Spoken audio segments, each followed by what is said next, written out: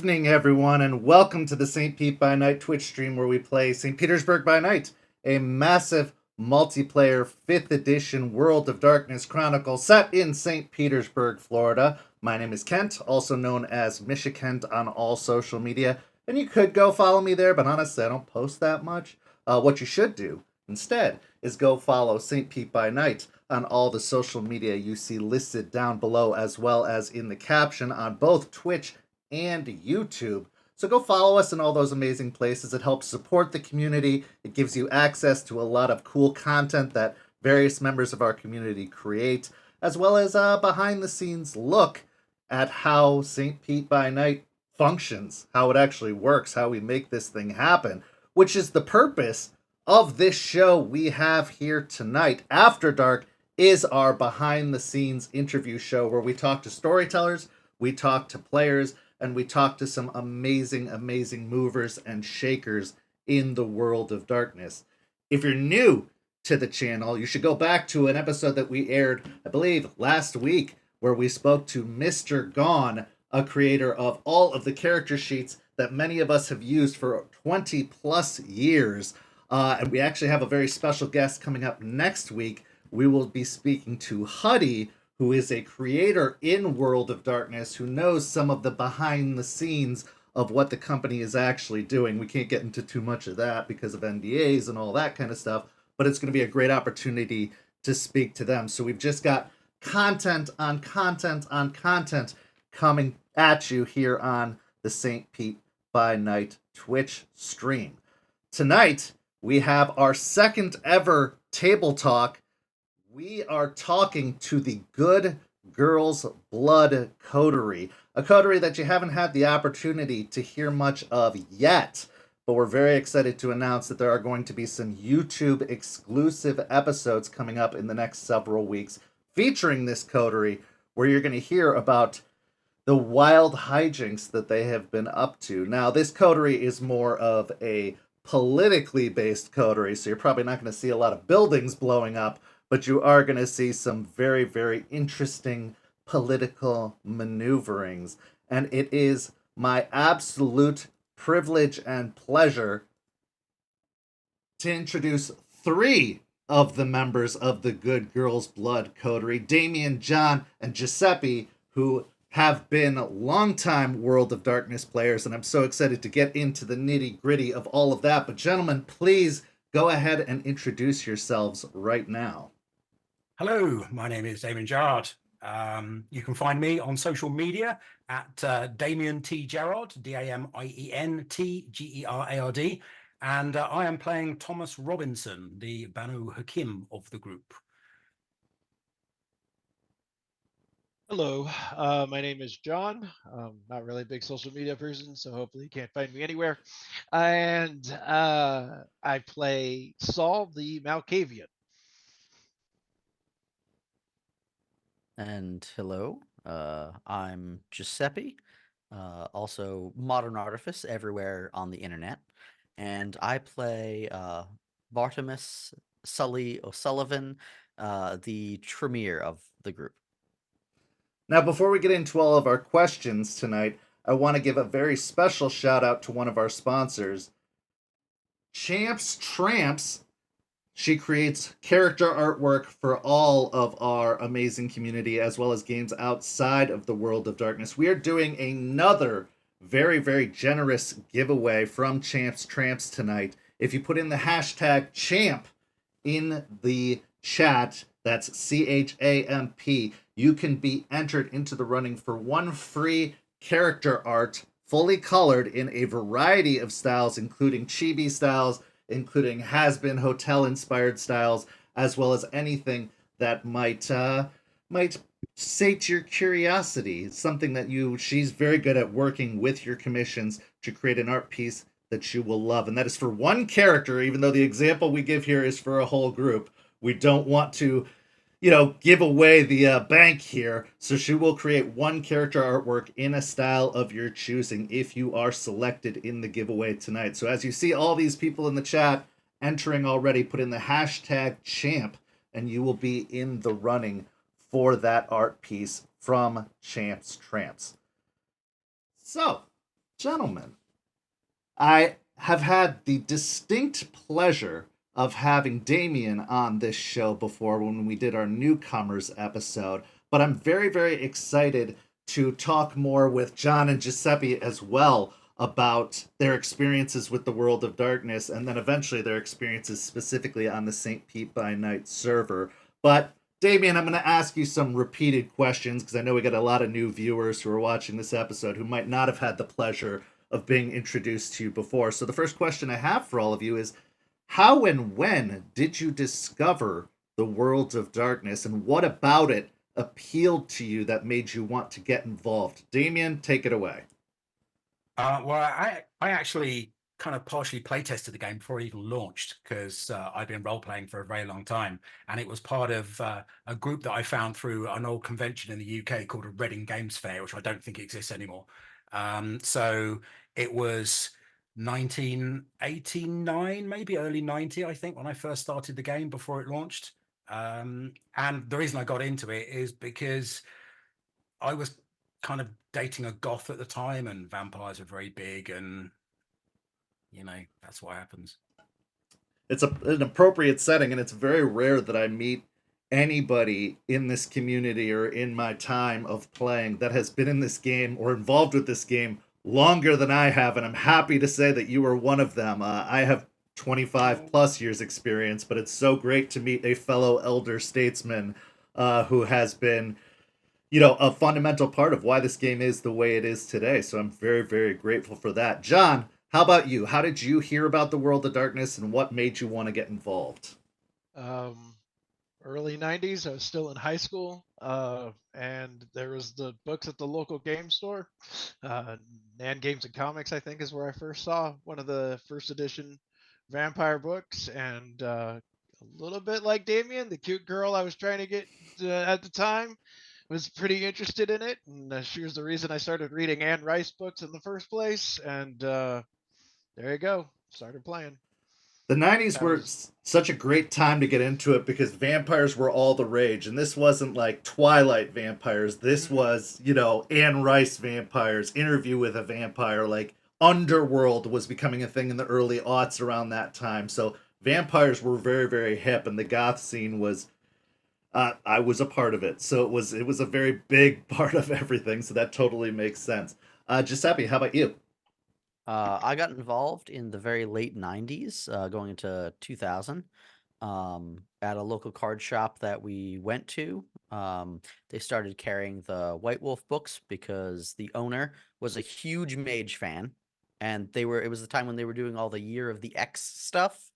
And so there was just tons of content coming out there, and we had never done role playing before. Like, I cut my teeth on Vampire before Dungeons and Dragons. It was my first introduction to role playing.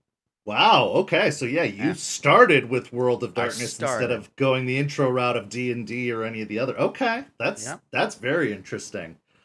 So the next question, which is a pretty obvious one that everyone wants to know, what was the first character you played? What clan were they? What was the concept behind them? What can you tell us about that character? Starting out, Damien, go ahead. Well, my first character was about 17 years after I started running the game, because for the first 17 years of my time with Vampire, I was a storyteller. And I played a character for 3 sessions before I went back to storytelling again. And then the next time I played a character is now. So it was a Malkavian rock star. I That was love what I that. played, was my initial character, Sam Anderson. I love that. John. I can't remember what his last name was. It was Steven. He was a toreador. He was a chef. He was very morose that he couldn't eat any food anymore. And he tried to figure out how to make food with blood in it that vampires could eat, and would try to earn boons for venture that way. Fantastic. And Giuseppe. I played Cornelius Clearwater.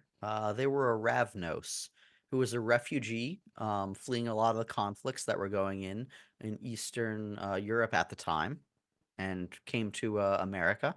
And they were just very much a vagabond, like someone who was just constantly on the move. just really diving in heavily more into the Ravnos lore side of things for the time. I love that because Ravnos was kind of diving into the deep end in the old days because they weren't as, I don't think, necessarily as well fleshed out. They were very popular. People loved the Ravnos kind of gimmick of it, but I don't think they really got as well fleshed out as they did until the Week of Nightmares when we really got to see a lot more of the lore. Yeah, a lot more of the lore come to the forefront. But that's very interesting because a lot of the starters I've heard are Bruja, Ventru, Toreador, the base clans of the Camarilla. So to see some of these other clans get the spotlight as first characters is very, very, very cool. So, Damien, you said you were a forever storyteller, which is something I completely relate to. My question for all of you gentlemen would be, have you story told, and what would you say was the longest running campaign you story told for? My longest running campaign started on the day the game was released and ended on the stroke of midnight, New Year's Eve, 1999. And it was a diceless vampire game. We did not use dice. Everything was a storytell. Everything. The players would tell a story of what they do in combat, and then we would kind of adjudicate based on that. So yes, no dice were rolled at all in that entire 10-year campaign. That's amazing. Yeah, so my longest was probably 3 years, but 10 years? That's incredible. John, have you ever had the opportunity to storytell, and if so, what's the longest running game you've run? Several times. Usually in my group of friends, I tend to be the storyteller more than the player. Vampire ran for 5 years. Most of the group ended up cycling in and out of characters because someone would die and they'd end up playing a child or whatever. And that went for about 5 years, and then I think we switched to Pathfinder when that came out. Sure, why not? Well, we were a group we've been playing together for 20 plus years, so we've bounced through many different games. That's incredible. And Giuseppe. My longest running campaign was actually a World of Darkness campaign. It was one of the chapters of One World by Night. It was Worcester, Fists in the Air, which was predominantly an Anarch campaign, but we were one of the few, if not only, I don't quote me on that because they were very limited, but we were a cross-splat campaign. So we had changelings, mages, werewolves. If there was a law book for it, it was allowed in our game. That's incredible. So the cross splat thing is kind of old hat to you. It's not something new that you've had to experience. We've tried to incorporate cross splat a little bit here on St. Pete, but that's still a very new concept to a lot of people because the games, especially the older editions, were never meant to be played at the same time, and that's something that I've really appreciated about 5th edition is that they seem to have that balance in mind, even if it's not the intention, even if they're not coming out and saying that they can be played together. The balance is there, which in the older editions, no way. It was just impossible because they were not meant to be together. So we all come from the era of a variety of ways of playing World of Darkness games, whether it's play by posts, whether it's chat rooms, whether it's, I don't know if anybody played MUDs that were based in, or Mushes or Moos that were based in World of Darkness. What has been your most unusual experience in playing World of Darkness? Like, what's the most unusual way you've seen World of Darkness games played so far, Damien? I mean, I'm part of the original IRQ World of Darkness chats, like that predated everything. So probably that, I would say. The original, I remember, what is it? Streets of Necropolis was one of the early ones as well. I did dabble with New Bremen, like John was mentioning earlier on. But we're talking about the really early just text chats, I think. I've never been a huge fan of them. I much prefer talking. But yeah, so that's going back, I don't know, Absolutely. 13 years. Absolutely. John, how about you? I didn't play in it, but I saw a video of it and it looked like a fun experiment. And it was someone took Crusader Kings 2, which is owned by White Wolf. They own the game company that makes Crusader Kings, and there is a whole mod for making all the vampire clans into Crusader Kings, whether you know it or not. And they played a game where they would role play each other over like Twitch streams or whatever, talking while they would try to kill each other in Crusader Kings with their armies and whatnot, and playing their vampire characters. And I was like, that seems very confusing, but a neat way to do it. That's very creative. Very creative way to do it. Giuseppe. Yeah, so it both unusual and the most fun I've ever had playing World of Darkness was with I believe the group was called Death Warmed Over. And we would pick a nightclub that we were going to, and we would all play our game for the night there. Everyone who was playing the game had a pin, a lapel pin, so you could recognize other players. You would go, interact, do whatever you wanted to, but if someone who wasn't part of the game addressed or asked what was going on or what you were doing, that counted as a masquerade breach.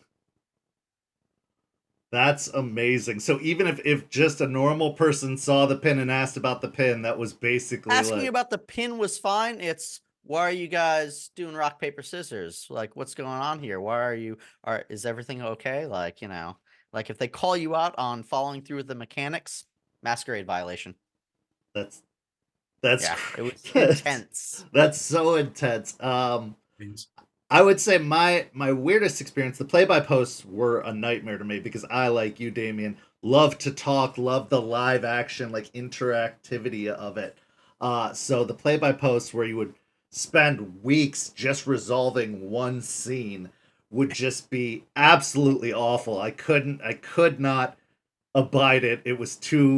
I was waiting too long, but I was still posting 60 or 70 times a day just because I'd have 5 different scenes going at the same time, and it was just too much. But I'd say the weirdest experience I've had was in college playing in a LARP at the University of Michigan in their student union.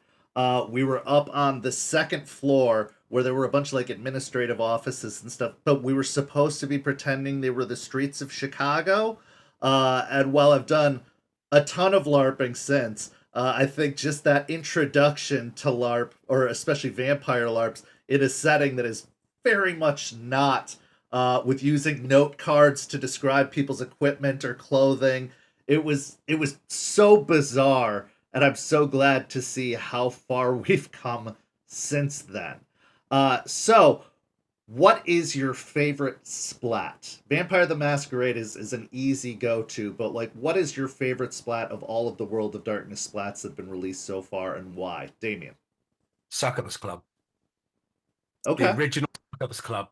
I transported it to London, and it was one of the focal points of my original campaign. So it's always got a very, very soft spot in my heart. My character that I played, the Malkavian, owned the Succubus Club, and she had a heavy metal band, and the band was called Stealing Years, which for those old school vampire members, vampire players here know is a Sabbat euphemism for committing diablerie. So fact fans. And they used to headline the Succubus Club all the time. So without a doubt, that is the club. That is the splat book for me. I love that. John. Mage. It's just Mage. straight up Mage. And I'll actually say this because I've played more Mage on Mux than I've played Mage anywhere else, and I would say it's the one of the White Wolf games that lends itself more to the text, because it is when you're explaining doing an action, you have basically that little gap of time to really go think about, this is how my character views my paradigm, and this is how this focus applies into this paradigm, and this is why I believe this will work. And it's actually, it's one of the cool things it's one of the reasons I like Mage is while some of the rules get really weird and depending on who's interpreting what, but it really is, I believe, or I think, and in that paradigm, the concept of the paradigm is super cool in my opinion. Giuseppe. I'll still die on the hill that Exalted is a World of Darkness splat, and I know I like will. If you look into it, the lore supports. They built it up. It was the first age of man. But for the common, like, parlance and everything, I gotta say probably Dirty Secrets of the Black Hand. Great book. I think everyone everyone knows True Bruja. They think Temporis, they think Doctor Who Time Lord, which is nothing related to what they are at all. They are the Watchers, and Dirty Secrets of the Black Hand has so much good underlying vampire lore. It is just teeming with opportunities, and it just every question you get answers to just opens 2 more doors because of that book. Absolutely. And for all of you who are curious, I know we've got a lot of people who are new to the community who know nothing, be it before 5th edition. You can find a lot of these books on DriveThruRPG or StorytellersVault.com. They do have PDF, and you can get printed versions of the books. So if you're hearing about lore or books or anything tonight that you're interested in, there are ways to still get access to them. It's a lot harder to find the original print versions, but you can find access to some of these books on DriveThruRPG, so I definitely recommend heading over there. My heart and soul has always been vampire. It was my introduction to the world of darkness. I think it's one of the most grounded games they have. However, ever since I started running Rage Across Tampa, Werewolf is climbing the charts. It's getting up there. There's something about Werewolf that I really, really have found a really good groove in, and maybe it's having a really good group of players to play with. But Werewolf is becoming one of my favorite splats. So there's been a lot of editions released, and Damien, you've been there to see them all, like the Highlander. But what has been your favorite edition of the game so far? Which release do you think really, really hit it on the nose? And it doesn't have to be, original World of Darkness timeline. It could be Chronicles. It could be New World of Darkness. But which one did you really find yourself sinking your teeth into? We'll say Definitely not Chronicles. no. Definitely not Chronicles of Darkness. Just no. I would say it's probably going to be V20, because I've got my lovely leather bound V20 book here. So yeah, I was one of their original backers for it. So, and I think what they did was they got together a lot of the bits and pieces from the previous books that worked and brought it together into a much more cohesive system. So yeah, I think V20 is where it's at for me. And what was different between revised or the older editions and V20 that you think they got right when they reconfigured it and messed with it and kind of re-released it? What did you think that they did that made 20th edition or 20th anniversary more appealing than the older editions? There are a lot more combo disciplines in V20. Combo disciplines were something that kind of appeared as a fan edit to start with, and then kind of got drawn in a little bit more. So they brought those in. They got a lot more merits and flaws. I think after the original PHB came out, they had some ideas for that, and brought in more merits and flaws. And I think they finally got celerity to a point where it wasn't quite as weird and wonderful it had been before, because every edition they changed celerity to the point where I can't remember which version has which version of celerity now. It's all a mess. But I think V20 was one of the closest ones. I certainly prefer that to some of the mechanics in V5. Oh, for sure, 100%. John, how about you? What was your favorite edition so far? I say overall, I'd have to go with revised 3rd edition, and the reason is I felt like 1st edition they're like, this is a cool idea. We have a really cool idea, guys. This is gonna be awesome. And then 2nd edition, they're like, we made some mistakes with the first one, and we're gonna edit it a little bit. But 3rd edition was 3rd edition paved the way for Dirty Secrets of the Black Hand, and it paved the way for Succubus Club. It paved the way for all of the crossover. Like, they realized we made an entire world now, and while we don't advise you playing these splats together, these splats do interact, and when they do, it's always bloody and violent and messed up. But it, like, 3rd edition felt like the most polished version of their world from their first version. And in a lot of ways, 20th edition and like COD was a complete reset. COD was a complete reset. 20th edition was, oh, sorry guys, we completely reset it. It made a lot of you real mad. But they Our also bad. they were also kind of like, and we also realized that some of the things in third edition ended the world because they were ending the world, and we're like, well, if you don't want to do that, or you liked these these archmages floating around or anything else. So 20th edition had this weird thing of take what pieces of our history you want and use it. Third edition was, I'm written for this history, and I always thought it was a. I actually like where they're going with fifth as well. I'll put that out there. Absolutely. I kind of, that's what I'm curious to see, like when more and more splats come out, and see how it plays out. I like the way fifth edition is going, but Giuseppe. I can't rule on it yet. Yeah, we're still waiting to see how it does turn out. So far, so good, but we'll see in the long term what we're looking at. Giuseppe, how about you? V5, honestly. Which I know, like, even being an old school player and playing with a lot of them, the biggest thing I gotta say is, and I've said this to mimic our storyteller, who is fabulous, by the way. When we play this vampire game, because of the hunger mechanics, we are not superheroes that have a sunlight allergy. It is risk reward. Push the beast. You are sliding on a scale, and it's not humans are now juice boxes for 3 blood points or 2 if you don't want to kill them. It's a, is it worth trying to see auras in this area? Is it worth, trying to dominate that person? It's, you have all the blood points you need, but how far do you want to push the beast inside of you? And granted, I do personally feel they stripped away the individual identity of a lot of the clans by removing the specific powers and making them amalgams. I do think that was a mistake.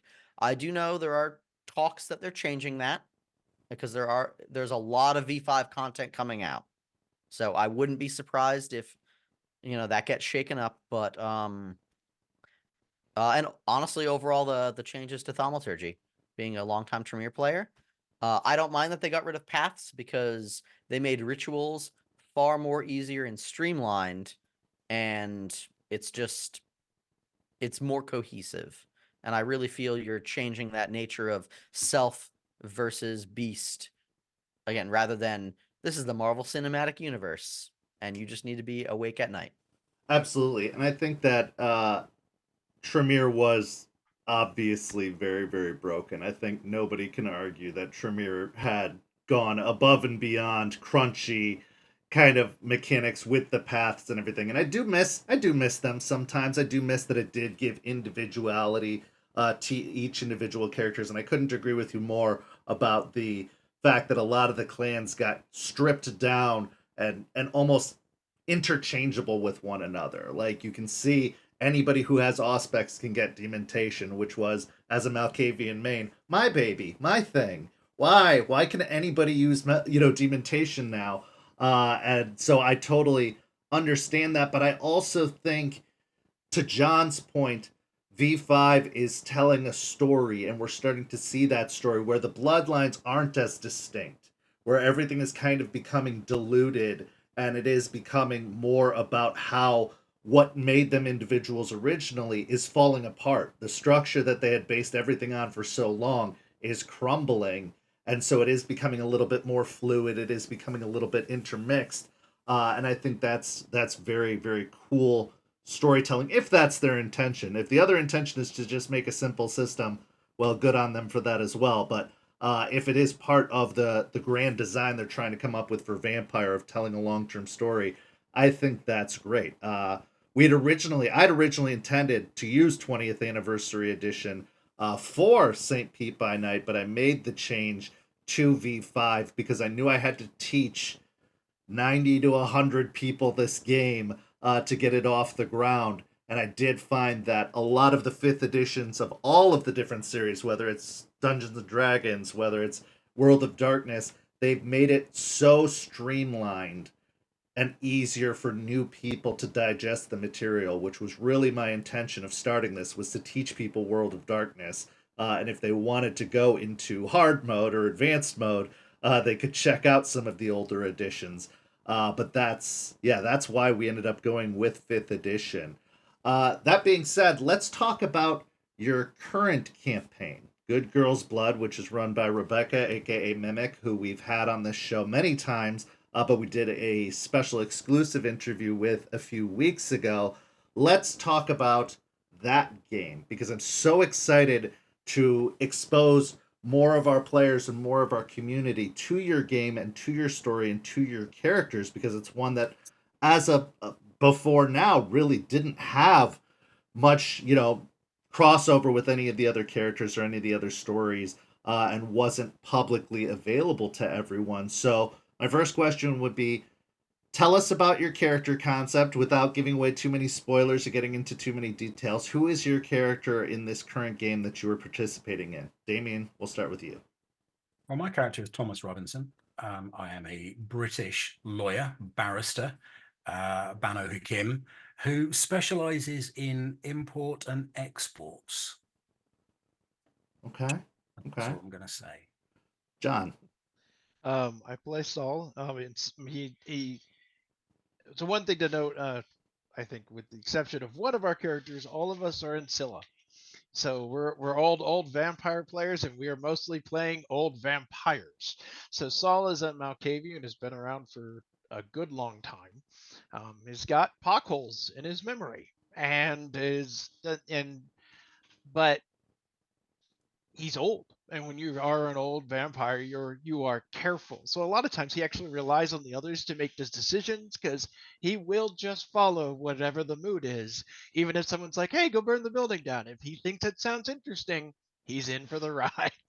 Excellent. And Giuseppe. So I play Mr. O'Sullivan, or known as Sully, an Irish bookbinder who fled to America during the Great Potato Famine. I took part in many of the iconic events in House Tremere, and I was not standing with them. And yeah, just like with John was saying of how older vampires, you have different ideals, ideologies, and I'm trying to fix mistakes that I made in my past through my lineage and those that remain connected to my blood. Okay. So there are two other members of the group, Yat, the Nosferatu, and Edward, another Tremere. I'd like to hear in 2 or 3 sentences from each of you what your impressions are of those two other characters, because I think it'd be very interesting to hear from your perspectives, and when they do go back and watch this, what they actually think about their characters are versus how they come off, kind of your perspectives, what they would be. So Damien, let's start with Edward. What are your character's views on Edward currently? Edward is very. He argues a lot with the other Tremere, which is interesting. They're very fundamentally different in their outlook, and obviously, me being Banu Hakim, former Assamite, I am very, very interested in watching what they do. So I'm kind of guarded around both of them to a degree when it comes to character-wise. I think he's a lot more straight-laced and down the line than he's playing. But Okay. John, what are your thoughts on Edward? Oh, he's definitely an Old Testament sort of cop. Is really what it boils down to. And at the end of the day, this is the way it's supposed to be. So I act like this is the way it's supposed to be. And if anarchs are a problem, just stake them. It solves the problem. And he's very old school and Old Testament, sort of by the book cop kind of character. Okay. Giuseppe, Um, a fellow Tremere. yeah, I feel like he's so far up the pyramid's ass, it's actually flipped upside down and become a funnel. And I will break him Don't talk one about his day. hat that way. Okay. All right. No, I think Edward is someone who is in deep with the Tremere, but he's holding to it because, like, the principles of the pyramid, everything else, because it grounds him or it gives him direction. It gives him superiors. Like he's very regimented, very, as John said, Old Testament. Like it has to be XYZ things this way and fall into line. Like we got rules, regulations, do it. And I will break him of that. On the opposite side of the spectrum, we have Yat, who's the Nosferatu, who chose to play a neonate, even though you all had kind of agreed that you were going to be playing these Ancilla. He took on the challenge of playing a neonate. What are your perspectives of the type of character he's playing and the type of character he is? Damien. I mean, it's very useful. It's a younger character, so therefore I feel like it's easier to manipulate as an Ancilla. Information gatherer, which is useful. They're a researcher, so they're very good at gathering information. So I see them as a tool to be used, a very, very useful one. I think they're very, very good at what they do as well. So but they need guidance. They're maybe a bit wayward, so they need corralling in a certain direction, I think, in order to get the best from them. Okay. John.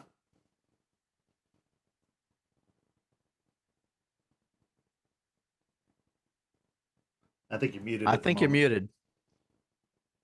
Try now. Does that work? Yes. All right. So yeah, I think for the group kind of serves a multi-purpose. She's cooler than all of us is when it comes to knowing what is cool in a way and knowing what slang might mean, as we've had several joking moments with Sully and his use of slang.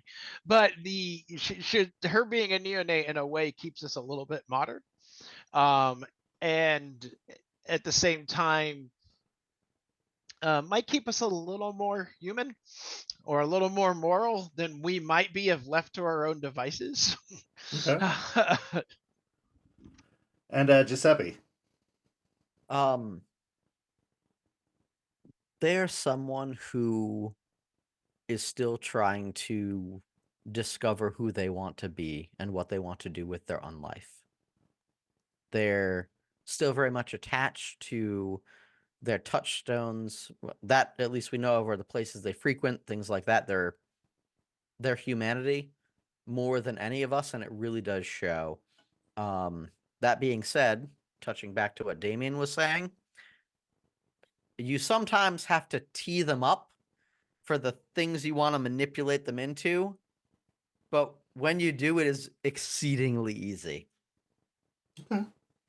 So this story, this setting had been developed for about 2 years before your characters enter, and honestly, even as you as players entered into the game, what brought your character to this city, and what are their impressions of this city? Because it's very unusual in comparison to some other Camarilla cities and other settings. What was it about this particular setting, or what is it about this particular setting that made you interested in playing it, and what brought your character to it? Damien, we'll start with you whenever you're ready. I mean, I used to run a West March style game myself with lots of players. So I like the fact that there's a variety of players around and you don't just have a story that one person is developing. There are more options and more ability to be able to speak to other people, get other perspectives, and do other bigger things with other characters that you can't do in just a home game. So that's why I love those sort of games. What brought my character to the city? Well, I'm not going to go into too much detail of what brought my character to the city because that's in my background and I'm not going to spill the beans on why. But let's say the city was an currently untapped resource, and leave it at that. Okay, that makes sense. John, how about you? For Saul, it's all about it being a young Praxis. To be perfectly honest, it's you have a young Praxis, the most recent powerful figure, just decided is now gone, and in a lot of ways, there's opportunity there. Okay. And Giuseppe. Rebecca strong armed me onto the server, as she said in the chat. But no, she was looking. She knew I was looking for a game to play online. Wanted to be more involved in like APs and what have you, and that's just why I joined. Diving into the setting more though, found a story that would work with what was established. My character came to St. Petersburg specifically because their great granddaughter, that's 8, we counted, um, was attending the university in St. Petersburg. And it's one of the things of my character is I obsessively stalk my ancestors to look out for them. That's That's pretty straightforward. Yeah. I love one of the things I love about your coterie, and I get to keep up through updates from Mimic and through kind of keeping an eye on your channels, is that you are a very politically focused minded coterie. When I saw the build and makeup of this coterie, I didn't see, a bunch of strong arm brujas or a bunch of, people looking to shake things up in a physical way. You took a very, very intellectual, mental and social perspective on the way you built this coterie and what the intentions for the coterie were. And I think that's so necessary when you are doing a West Marches open world style game, is that of course you're going to have people who come from D&D that are like, well, let's go fight other bad guys and let's dungeon crawl effectively. But you brought your experience as players jointly together to make this a more politically minded coterie. And so I'm very interested to see how those political machinations come into play. I mean, the fact that it is a young praxis, it is a new city with kind of outlandish ideals, in regards to how they handle anarchs, how they view the Camarilla as a whole. I'm very interested to see that. Now I have some rapid fire questions for you that may help build some coterie unity or might send some cracks or make some cracks in the coterie a little bit more visible. But before we get to those, I want to remind everyone that we are having a giveaway tonight, sponsored by Champs Tramps, one of our partnered vendors. You can get one free character artwork done in a variety of styles by Champ, including Chibi, including Has Been Hotel inspired, as well as a variety of other styles. It does not have to be from Vampire the Masquerade. It is not limited to St. Pete by Night. It could be any art piece from or any character from any game or setting, and she will work with you one-on-one to bring that art to life. So all you have to do is put hashtag champ, CHAMP, in the chat, and we will have that drawing at the end of the night. So if you're interested in getting a free piece of artwork, a giveaway from tonight's stream, just put hashtag champ in the chat to be entered into the running to get that art piece. So the first question would be, which character do you trust the most aside from your own in the coterie? Damien, and why? Damien, we'll start with you. Edward, I think, because he is straight down the line. You can kind of predict where he's going to go, what he's going to do. So I like predictable. Predictable is safe, or safer. So yeah, Edward. John. Edward, he's predictable. Giuseppe. Saul. Because Saul has wonderful insights and knows just the right thing to do or say when it's needed most. Okay. Now, on the opposite side of the coin, which character do you distrust the most? Which one do you think is the least trustworthy in the coterie so far? Damien. I won't ask you why. I'll let you keep your character insights and reasons behind the veil, as it were, but which one do you distrust so far?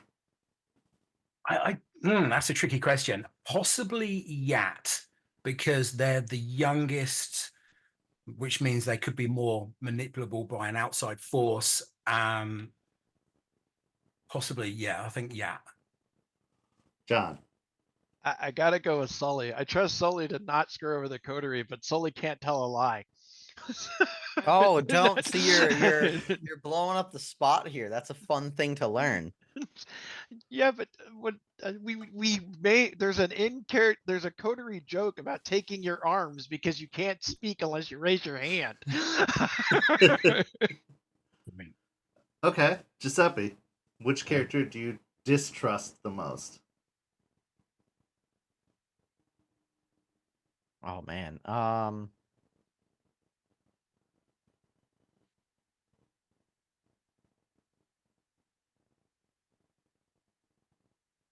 Hmm. Edward, Okay. because I'm not sure where his allegiances lie, truly. I don't know how deep again up in the pyramid he is, and that scares me because I took a risk and it might come to bite me in the ass. I love watching mom and dad fight. It's hilarious. My next question would be, which character, and this is a political game, so it's less likely, but which character is most likely to experience final death first? Most likely. Doesn't mean it's going to happen. But Damien, which character do you think is more likely to put themselves in a situation where they will experience final death first? well, going on what happened in the last session, or what almost happened in the last session, I think possibly Sully. Okay. Okay. John. I'd say it'd be a toss up between Sully or Saul. Because the problem is Sully might have a bad idea and Saul goes along with it because it sounds fun. but then somehow saves Sully and dies. Or Sully just because he has a rapid fire reaction at times. Okay. Giuseppe. Weirdly enough, again, I hate throwing him under the bus, but Edward. Because he's very matter of fact. He's very much, we will stake them, figure it out, ask questions later, and shit, that was a human.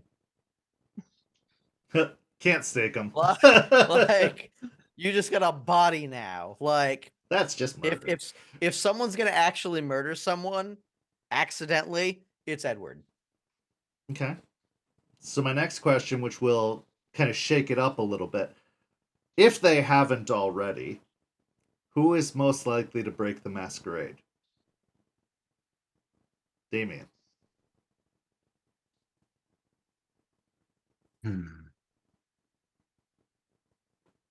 Saul, I think.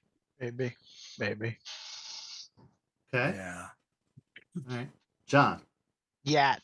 I'd actually have to go with Yat. As much as she tries to stay out of the shadows, she's still young to the game. And her power or her abilities and whatnot or her very nature is somewhat more visible than the others. Okay. Giuseppe. I'm also on board with John with that. Yeah, 100%. Like, younger vampires, especially in like the open chats that go on, regularly make like ha vampire puns and jokes all the time, and it's, can you read the room? You don't take bloodbaths.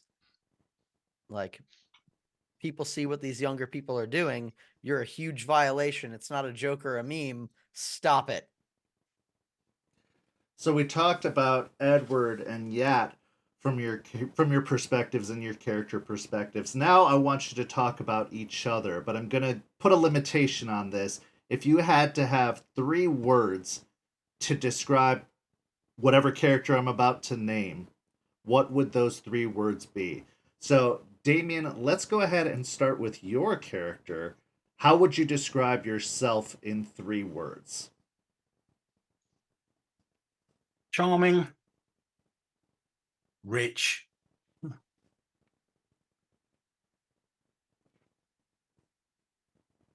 amenable. Okay.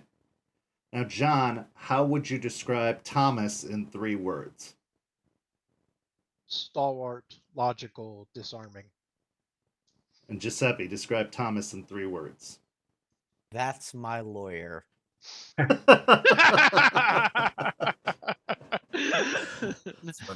All right, that's pretty good. Damien, describe Saul in 3 words.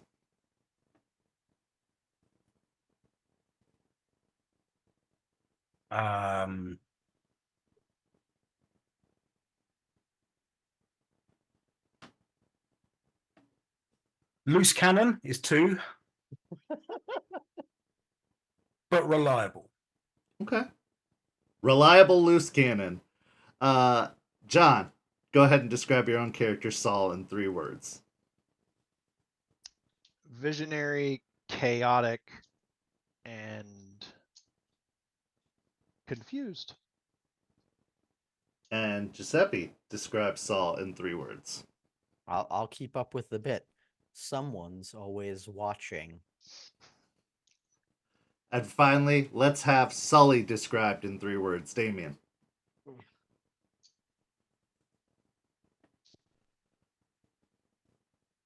Reckless.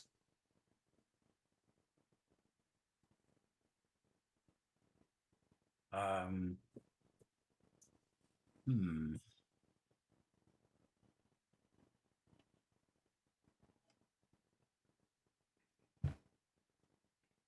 Oh, that's tricky. That is. Reckless. Impulsive. I suppose a bit like reckless, isn't it? I suppose. Wow. But relatable. Okay. John, describe Sully in 3 words. Crazy pointy hat. And Giuseppe, go ahead and describe your own character, Sully, in 3 words. Broken, resourceful, trustworthy. For my next question, assuming all hell breaks loose and the city's leadership falls apart, and there needs to be a new prince named, and they're going to be named from your coterie, who is most likely to be named prince in your eyes? Damien. That's easy. Yeah, no question. Done. We can skip Damon if you want. We all know the answer.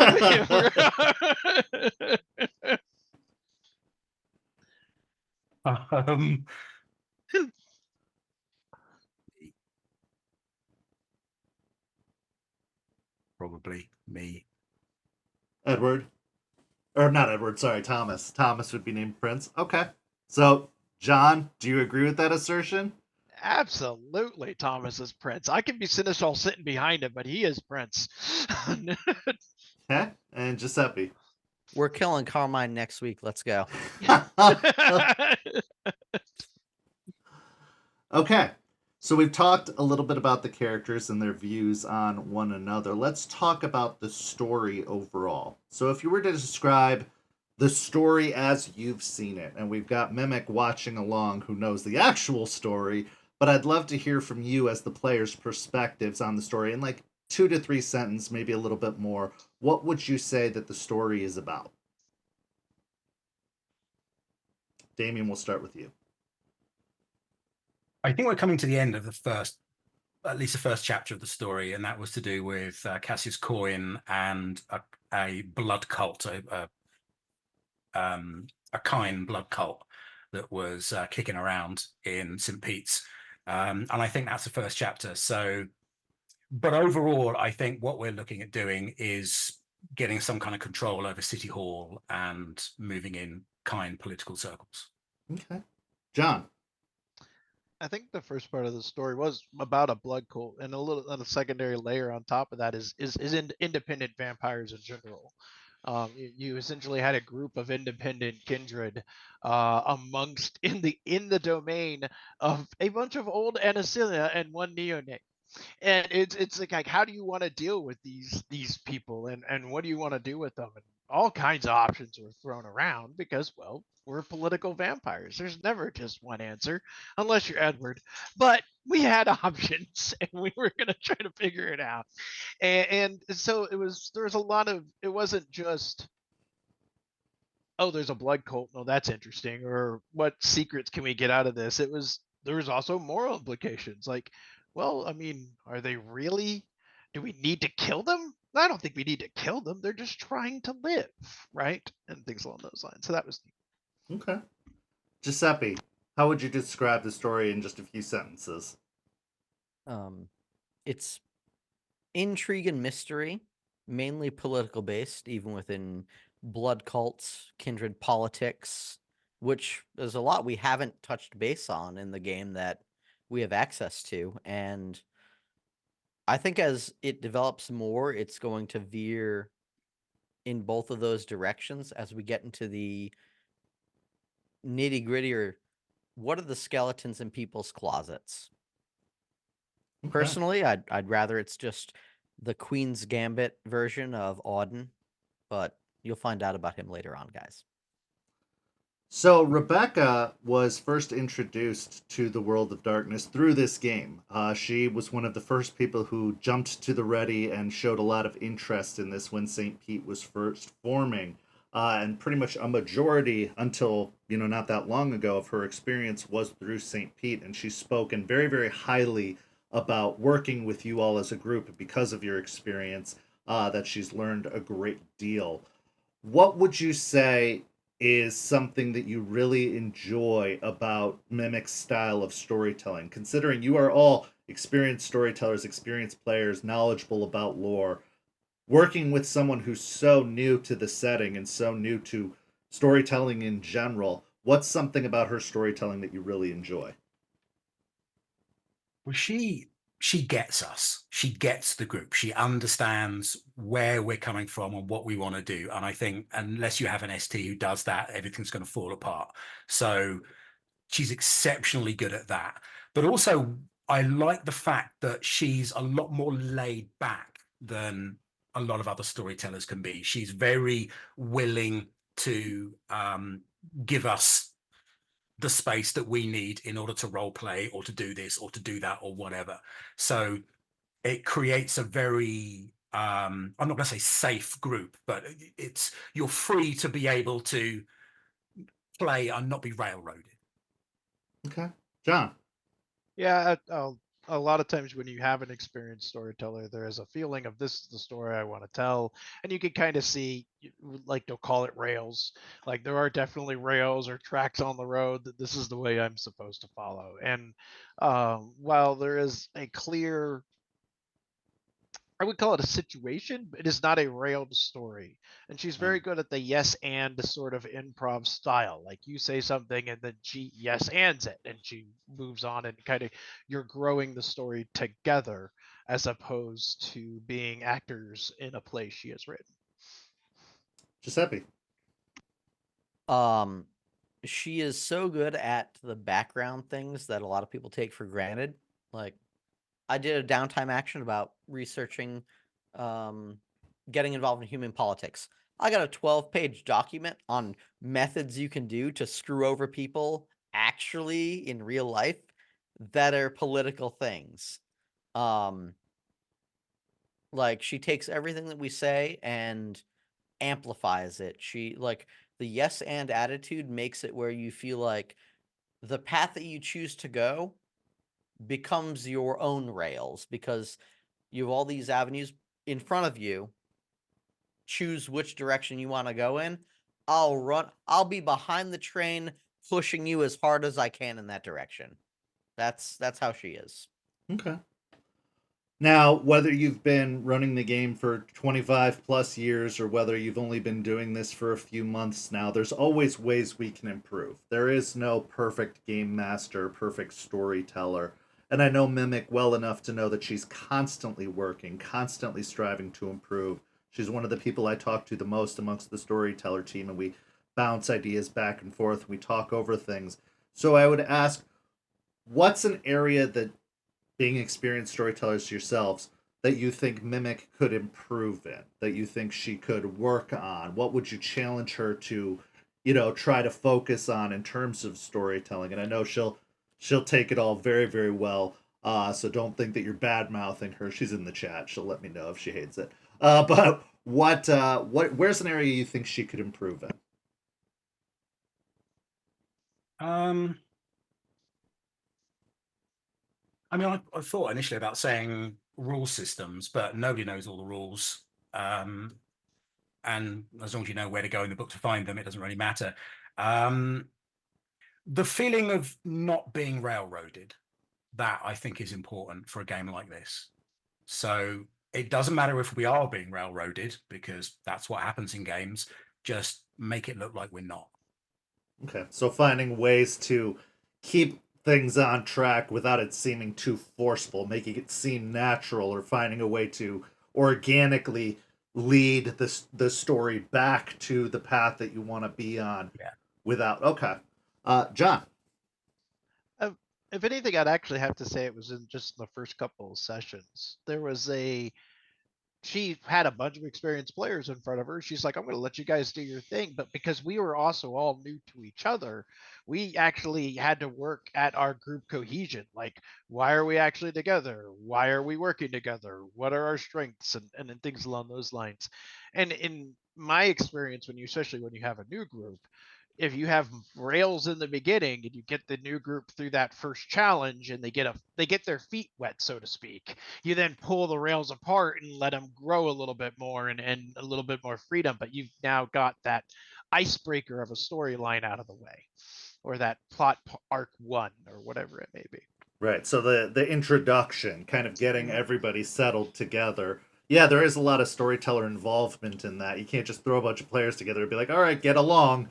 Like you have to help maneuver and shape that so that they do have a common focus and a common goal. And I could say even again with 25 plus years experience running this game, that's still a challenge every time. You're looking it's at the different hardest thing. Yeah. I totally agree. It's in all of my experience of running games, the hardest thing is your first 5 sessions. If your Absolutely. group gets through the first 5 sessions, they will play 20 more. But they will likely break up, lose interest, figure out their concepts don't work together, etc. in those first 5. Agreed. Giuseppe. This one's a little bit of a weird one. We love role playing on a group. We get really into it. And I would love for Rebecca to be better about calling when roles need to be made. However, the problem is sometimes that interrupts roleplay. Like last session, we had a very important scene going on. One of my touchstones was being actively threatened, and I'm like, I out of game, Rebecca. I need to make a frenzy roll right now. I absolutely should.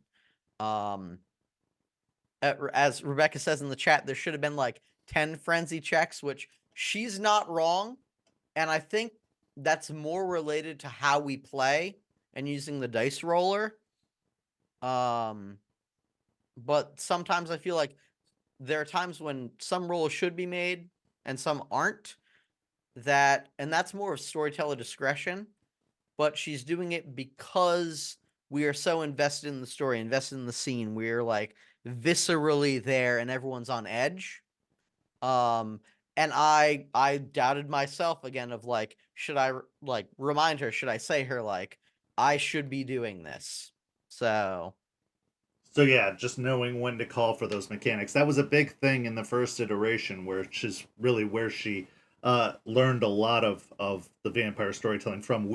I stressed a lot letting the scene play out, not relying on mechanics, letting people kind of feel their way through it, because halting momentum, mechanics have such a strong ability to bring things to a screeching halt, and then you have to resolve all that, and then you're supposed to pick up where you left off, and it can be very, very difficult to do. But that's really good feedback. One thing, and maybe you all have advice for these areas that you can give as well, but one thing that I've found is I kind of have an idea of what roles I'm looking for them to make before we go into the scene.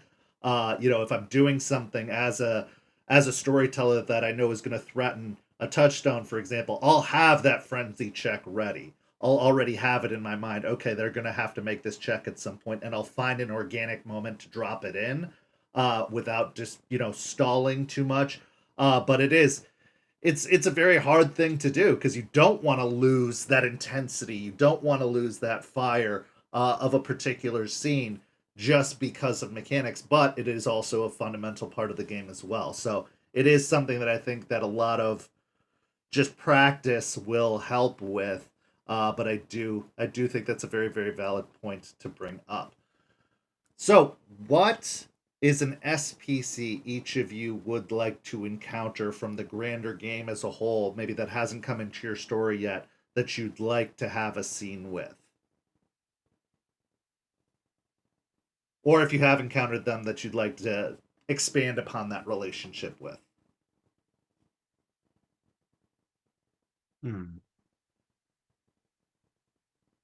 I think I would like to meet the Harpies, however many there are. Okay. I would like to have some kind of scene with them. I think that would be super interesting because it would be pure story and role playing and anecdotes and everything. And I think that would be, yeah, I'd like that. Okay. John? I'll give two answers. I think either the prince or the seneschal actually could be very interested in our coterie. We are, outside of one exception, a group of Ancilia with a large amount of dots invested in various backgrounds. As you mentioned, we are not combat powerhouses. We are people that move the kind. And seneschals and princes tend to be very interested in those individuals. Absolutely. And then on a personal level, actually just more with the Malkavians in general and Charlie. Like Saul would like to be of use to the clan in that regards. Okay. Giuseppe? No, first I want to say, Thomas, I don't know if you know, but I believe we actually already have had interactions with the Harpy. When was that? When you we the met Harpy? Dr. Alex and Irina. Oh, those weren't actually the Harpy. That was the those aren't the Herald Harpy. and a Oh, Primogen. Harold. Oh, Yeah, damn It's- H names. I I'm actually- sorry. I'll actually say I don't know if there's a named Harpy. There is a named Harpy right now, Okay. Ezekiel / Zebediah, who is a Malkavian, which could be interesting to you, John. But yes, there is a Malkavian Harpy right now. I'm sorry. I got That's all right. Too many titles. I'd say probably Carmelita Nielsen. Okay. Like failing her, Hallie Caldwell more, but Carmelita definitely. There's a lot of things. There's a lot of avenues on where things can go, especially in the vampire politics that are shaping up with what we've got with them and the information we have. So, yeah. Okay. If we were to run a crossover storyline between tables, which we are already, but if we were, is there another table that you as a group would be particularly interested in based off of what you know about them, which might be very little at this moment, but based off of their names of the tables, based off of the players involved, is there a table that you would love to have a crossover storyline with? I don't know enough about the other groups to have a real opinion. I've purposefully not watched any of the streams because I don't want it to influence me. I don't like metagaming or anything else like that at all. So I don't know a lot about those other groups because my character hasn't interacted with those other groups. So That's fair. Yeah. Okay. John?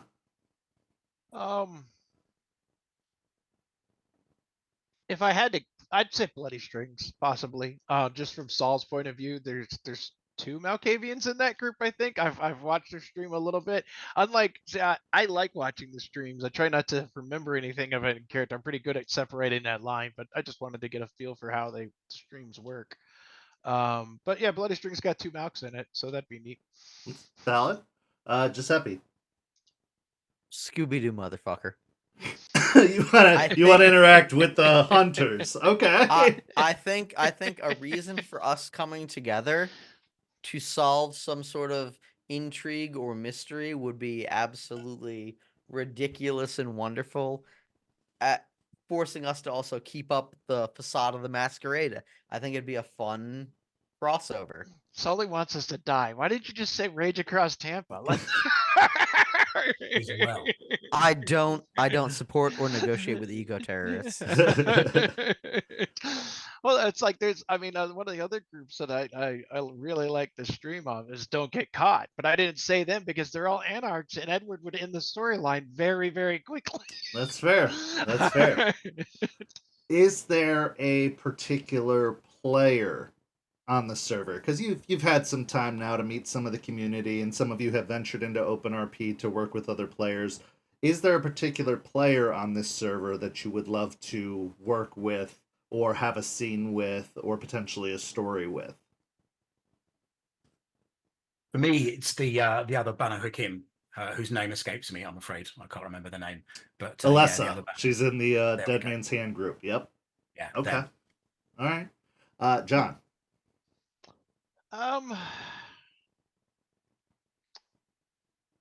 I think I'd probably have to go with Nori. She's excellent as for like a couple scenes, like always she was in the Malkavian scene, whatnot. Just fantastic. Yeah. Giuseppe. There was a character I met at one of the more recent parties, the Christmas party. Recent, geez. It's April. Oh my god. I know. Yeah. I don't I know feel what clan that. they were. His name escapes me. Probably like Nikolai, Michael, like it was something along those lines. And he was also a book aficionado, and there are very few of those. And we had a long, like, even after the open chat was done, we were talking for like an hour and a half just in character about books and reading, and that individual I would love to encounter more of. And there are a lot of people apparently that are bibliophiles on the server. That's true. There's a lot of conversation about books. Absolutely. So one of the things that we do in St. Pete that is kind of unique to St. Pete is that we have the opportunity for tables to be moved amongst storytellers. Once a particular story is done, a storyteller will release their table and allow another storyteller to pick them up. Now, from the sounds with Mimic, you guys are going to be stuck with her for a good while, which I use the word stuck in quotations no. because she's fantastic. But if you had to move your coterie to work with another storyteller, which storyteller would you be interested in working with? You, I think. I appreciate it.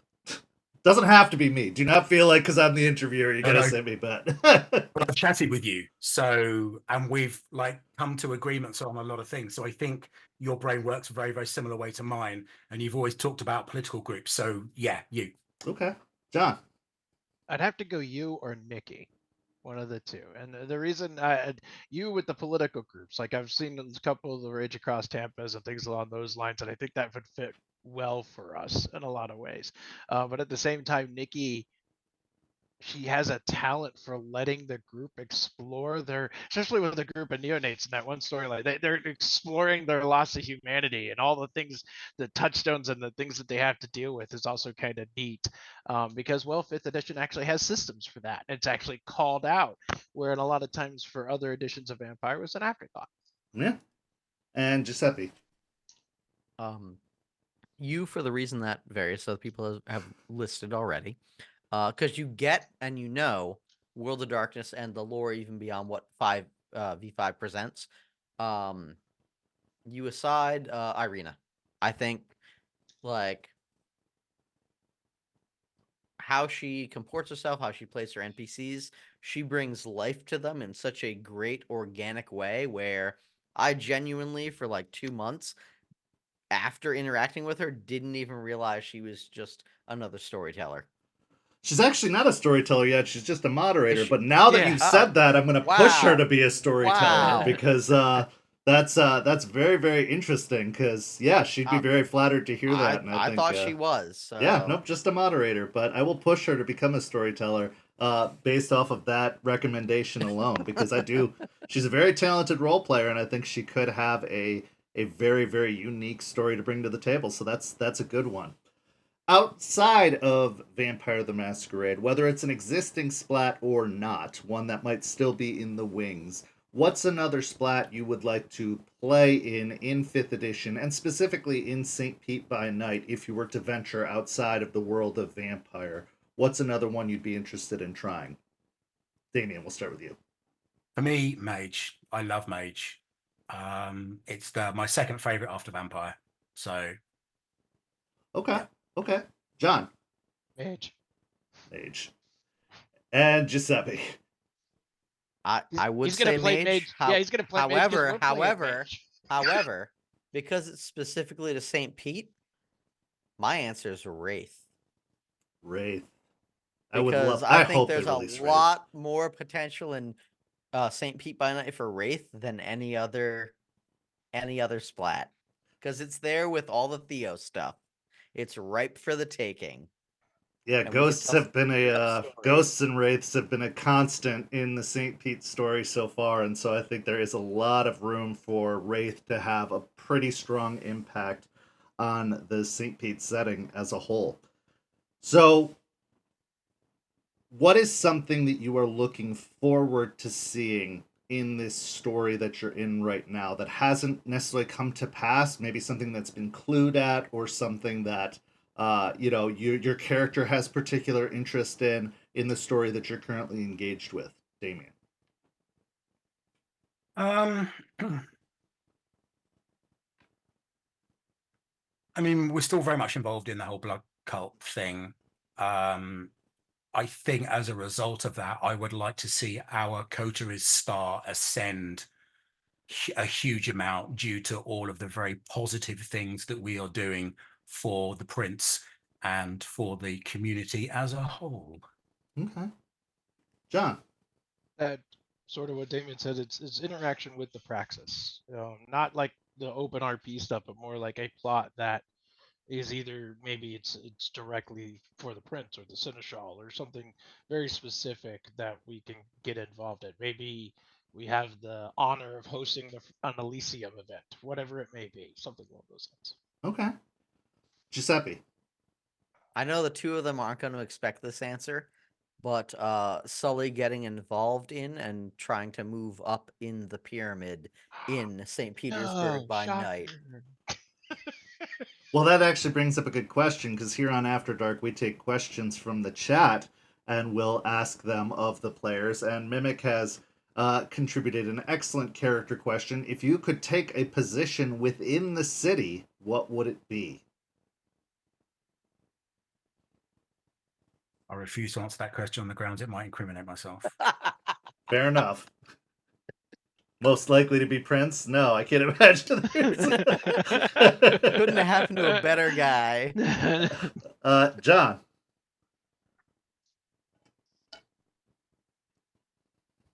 Seneschal. Once we make him Prince. That's fair. Okay, that's fair. Giuseppe. Regent. Okay. Yeah. Well, you've already had a nice interaction with the current regent, so, there's room for growth and development there.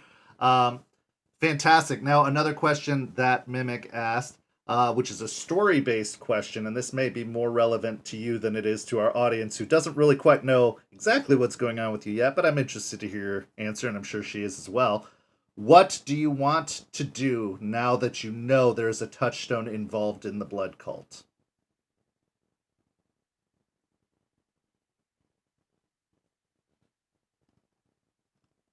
I want to do the right thing, TM, in such a way that causes the least amount of problems for my coterie. Okay. John.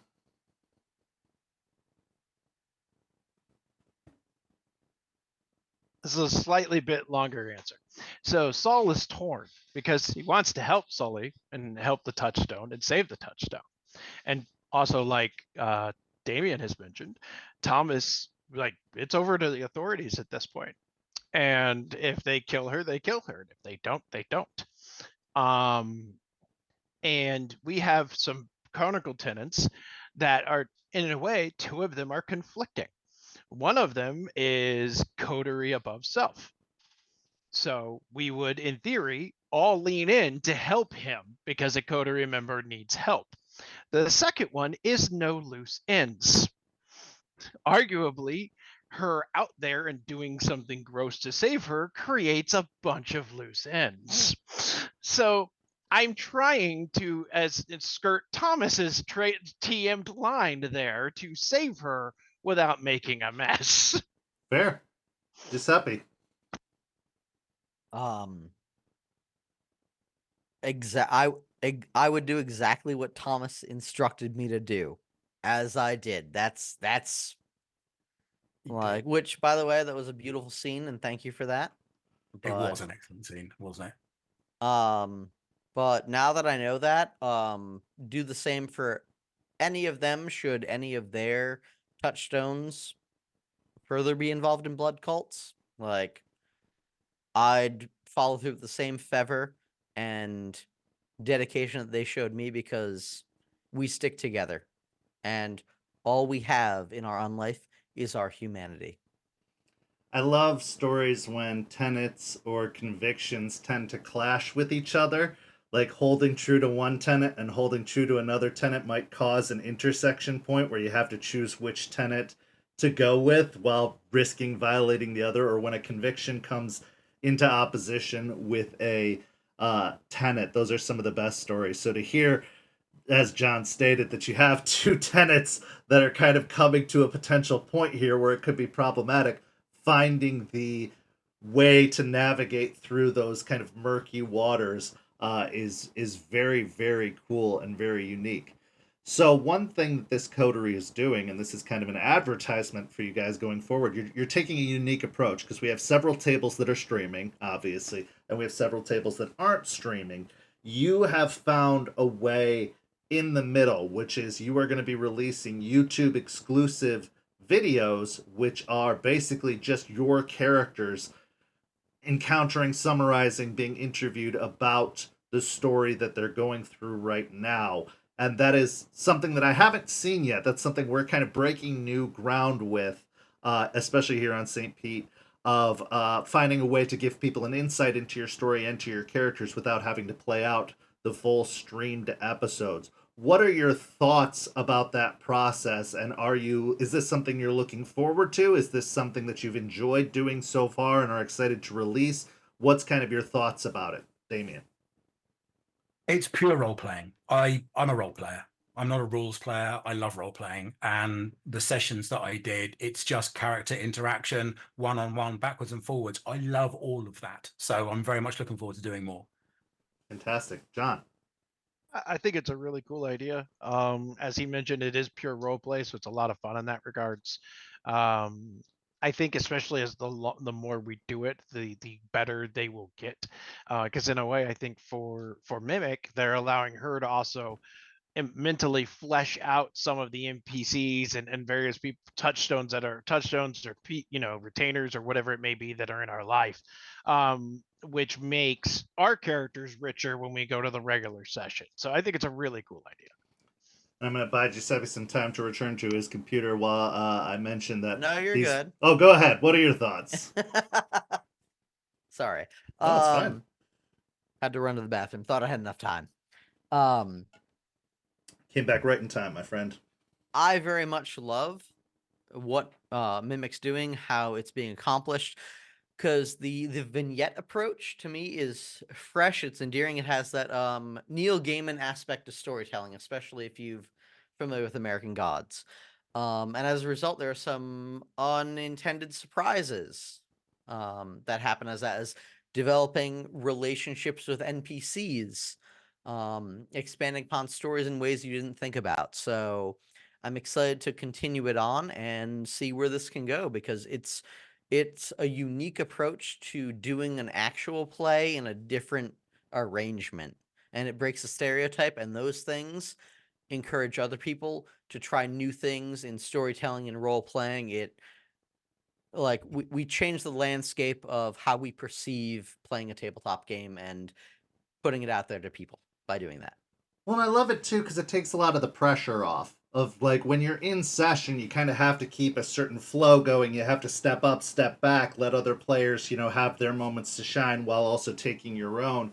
And also the live aspect adds a whole new level of pressure to it, of like keeping a story going and making sure that it's entertaining. Whereas this, you really get to think about it. You get to put some effort into it. And if you need to, you can edit, you can re-record, you can adjust things as you go. And I'm really excited for the players and the community as a whole to see the finalized product of this, because I agree with you. It is a new way to do this. It is a unique way to do this. And I think it's going to make for some really good content on the YouTube channel. So everybody can keep an eye out for that in the coming weeks, as we'll be releasing those episodes directly to YouTube. We're going to skip the whole Twitch thing and just put them out there when they are released for everybody to see. So I think those are going to be fantastic. So everybody has a wish list. I think a lot of people, when they plan their characters or as their characters evolve, they slot in, okay, I'm going to buy this with this XP when I have it. This is my long-term goal. I'm working towards this ability. So Double Magus asks in the chat, is there one particular discipline or ritual you hope your character gets over the course of their lifespan in-game? Damien, we'll start with you.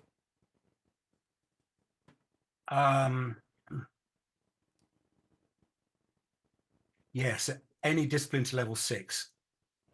Oh, man, if they release extended disciplines one day. Okay. But, yeah. Now, we did institute some homebrew mechanics that do allow people to swap out disciplines once they've capped out. So if you did find that you need something else, we've found a way. We've instituted some mechanics, which is called like Blood of the Elders or something like that, where you'll be able to swap out certain discipline abilities and then swap back so that you can almost change to what you need for specific situations to allow some more expansion and to reward the fact that you have lived as long as you have, that you have spent all this XP. So that is something that we haven't had anyone do it yet, but we're getting close to it. And I think that could be very useful. But yes, I would also enjoy seeing expanded disciplines if they were to ever open the system up to those again in the future. John, how about you? I am now reading about that house rule as I just recently unlocked Auspex 5. Well, there you go. So yeah, I hit my big discipline goal so to speak. So there you go. Okay. Well, is there something that you would like to get access to? Maybe not in the discipline goal that you have right now, but in another discipline or another ability that you'd like to excel in. Higher story thing for Saul to do it, but to learn and expand his dominate, because Saul has a problem with dominate and someone screwing with his own memory. Okay, so dominate. Do that in the character. Okay. Yeah, it got really quiet for a second. Apologies for that, but yeah. So you'd like to go a little bit further into dominate. Yep. Giuseppe, how about you? I'm in ritual hell. Like, that's my future. Only rituals ever. No, but of straight up disciplines though, there is a celerity 2 level power that allows you to do something that would take an extraordinary amount of time. It has to be non-combat related. And since I'm a bookbinder, I would like to be able to copy manuscripts, make books in a fraction of the time. Purely for roleplay reasons, because I'm like, if I'm going to be red working and, duplicating manuscripts, that's something this character would absolutely work towards. Okay. It's not a min-maxy thing, but it's what the character would do and want to push for, because that's their passion. That's one of the many things that keeps them grounded. Fantastic. And I did see in the chat here that Mimic did say that 2 of the 3 vignettes things will be available on YouTube tomorrow. So they are coming out a lot sooner than I thought. So that's exciting news. Another question Krazaz asks, your character is getting a tattoo. What would it be?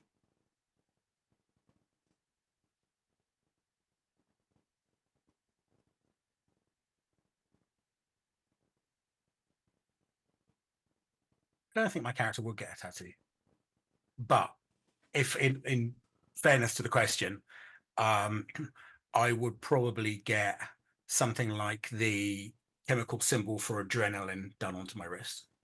Okay. John? Well, if I learned some vicissitude, it'd probably be a whole lot like Memento, where I just put notes in my arm so I remember what I did. Excellent movie. It is an excellent movie. It is. We actually have a character in my Dead Man's Hand table who is going through a bit of a Memento situation right now, so I'm glad that you brought that up. Giuseppe, how about you? I would get a portrait of my wife and child on my sternum. Okay. Now, Aster Hollow asks, how well does your character adjust to the present, and do they have any favorite slang from any era? My character adjusts very, very well indeed. I don't have any kind of anachronism whatsoever. I think I've managed to insert myself into the current timeline perfectly. I'm rather fond of the word poppycock. So I'm Poppycock. going to go with Okay. that. I like Poppycock. that. I like that. John.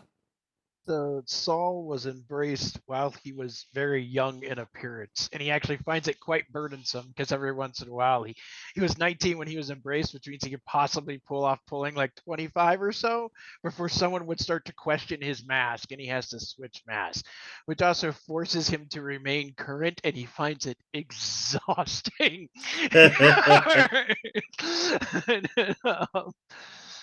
So there isn't any particular slang. He doesn't have any fondness for anything. But he's not really anachronistic in any way because he is required to keep up his mask. And Giuseppe. Per my lawyer in previous sessions, I'm legally not allowed to use slang anymore, and we've had many conversations about it. They know what I'm talking about, and they can't speak on it. So, Mimic asks the question, we've had a limited amount of interaction with other SPCs or NPCs. What clan or lore would you like to see more of?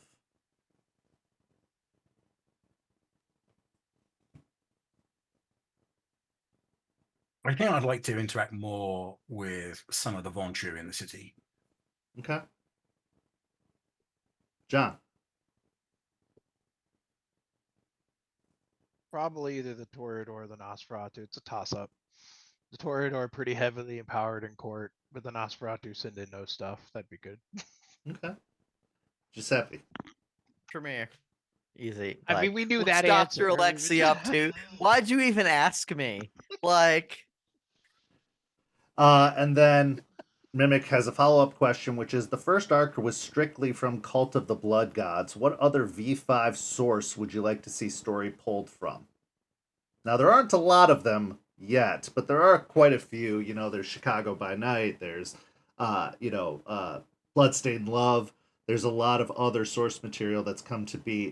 What would you like a story inspired from? What's another source book you'd like a story inspired by, or maybe pulled directly from? I ran my vampire game in London, and London was the base of operations. Mithras was the prince, so on and so forth, all the way through as per the original books. So I love the Fall of London. I think they've done an exceptionally good job with that splat book. So I would love to see some of the stuff pulled out of there, especially with regards to the Tremere and things like that. Oh yes, absolutely. Well, there's been a lot of talk of the cult of Mithras in the area recently, which led to some trouble. So there are some openings there for some potential London lore to bleed its way over as an after effect of that. So that's a good one, John. I'd honestly, sort of actually spanning off the Mistress thing, it would either be the Fall of London or actually New York. And it really actually leans towards Thomas and Edward, because they both have various links to those backgrounds somewhat in their character. So I think it would be neat for them to come into play. Okay. And Giuseppe. this might be a spoiler for Damien and John because I don't know if they know it, but we're on stream, so we're gonna have fun with it. Blood sigils, because I know for a fact there's a Furcus in our domain. Okay. Okay. And yeah, there's a lot that can be done with that. And another question from Mimic. Even though she could ask this at your table anytime she wants, this is more fun. What antagonist do you not want to see? What's an antagonist that you'd like to avoid? This question is from our RST, right? Yes. Yeah. Oh, a fluffy bunny, maybe a teddy bear, something like that. You know, something just small in a box that's just on a table. It's horrible. Ooh. Yeah. So Damien's worst. saying, "Bring it on." To answer the question properly, an abomination. No, thank you. No, absolutely not. John. I'm gonna have to go with murder fuzzballs. Just not see any werewolves or wear anything. Period. Our group is not built for it. That's fair. That's fair. Giuseppe. I'm gonna do a callback to all of our old school players, which I'm pretty sure all of us here know it. I don't want to see us encounter Samuel Height. No. That's just an abomination to lore in general. No, absolutely not. Well, let's just throw out all of those strange second Yeah, I know. edition NPCs that are out there. like any no, of them. thank you. So I can speak personally when I say that I, as a storyteller, draw a lot of motivation from what my characters and my players put out. They usually often inspire the stories I'm going to tell. I'm not as much of a person who comes up with a story in advance because I think you need to be flexible. I like the idea, like you guys said about Mimic, not railroading. I'd rather be inspired by their actions to come out with whatever the next story is going to be, and I'll base it off their backstories or whatever the case may be. But I would ask, not just for your story specifically, but for the world as a whole, what is some lore you'd like to see brought into play in the world as a whole, in the overall setting? Because obviously there are some things that we tend to steer away from. We haven't talked a lot about the Sabbat, and we definitely won't make them PC playable. But what are some lore kind of functions or lore pieces of lore that you'd like to see inspired in the overall setting? The Book of Nods, Golconda, that sort of thing. That I've always liked those sort of redemption stories as a storyteller. Okay. I'd love to see the Book of Nod make an appearance. Okay. John. That's actually a pretty good one. I was just, well, if it wasn't going to be Book of Nod, like the Sabbat actually would be interesting, but not as PCs, but just as a Praxis unifying threat. I think that would be kind of neat. Okay. Giuseppe. Because they're not fleshed out, even in the multiple books that have referenced them, more House Karna stuff. Like, it's mostly treated as an afterthought, along the same lines of House is. Like, we know nothing of. We know more about House Gatorix, which isn't even really playable PC wise, as far as I'm aware. Yeah, Bomb says House in the chat. But yeah, it's. I think there are some things lacking in that, and we could really benefit on expounding upon that, because I know I'm not the only one. Oh, I would love to see more of the lore of various entities that have come to be in 5th edition fleshed out. That's one thing that I think that, to a certain degree, has been done a disservice in the 5th edition, is that they have not been as lore fulfilling as other editions have been. Like, other editions read very much like a storybook. They gave you a ton of lore and a ton of resources, and this one has been much more simplified, much more streamlined, which is great for bringing players in. But for those of us who want an update on the story, who want to know about Theo Bell killing Hardestat and like all of the fallout from that, it would be really nice. And we have tried to do our best not to do anything to super shake the boat, just in case something does come out. But like we went out on our own with Miami and just kind of did what we wanted with the very little bit of Miami that we had. So it would be very good to have some more updates on that stuff, so that we don't have to flesh it out on our own and then find out we're wrong. But final question from the chat before I do one more push for our giveaway, and then we do a few more non-story related questions. What character at the table are you most intrigued to know about their backstory? For me, that's Saul, I think. Okay. John. Thomas. Giuseppe. I think we know a lot of Sullys, so I'd go with Thomas. Okay. Honestly, Thomas as well. Yeah, 100%. Okay. There are things cooking there, and we want to find out what's under that white wig. So before we get to some more just World of Darkness in general questions.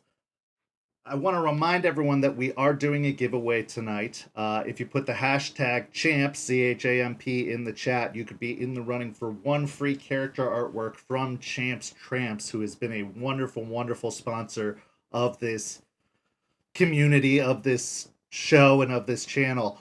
So if you put hashtag CHAMP in the chat, we are going to draw a winner tonight to determine who is going to get that free piece of artwork from Champs Tramps. It's one character in any style you like. She works very much close with you to make sure you're going to love the piece of artwork you're going to get. So put in the hashtag champ in the chat. And then after these next few questions, we're going to do the drawing. So get in the running for that now.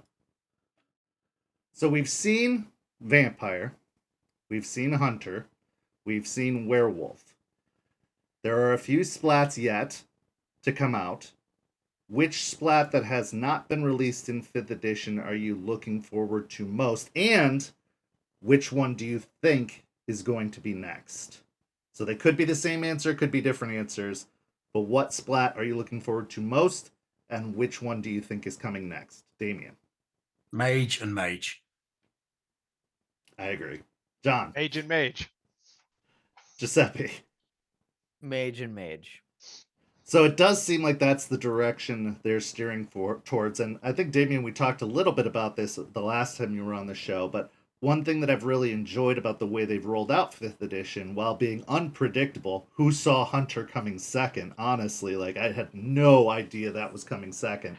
But it seems like every game is testing mechanics for the next game.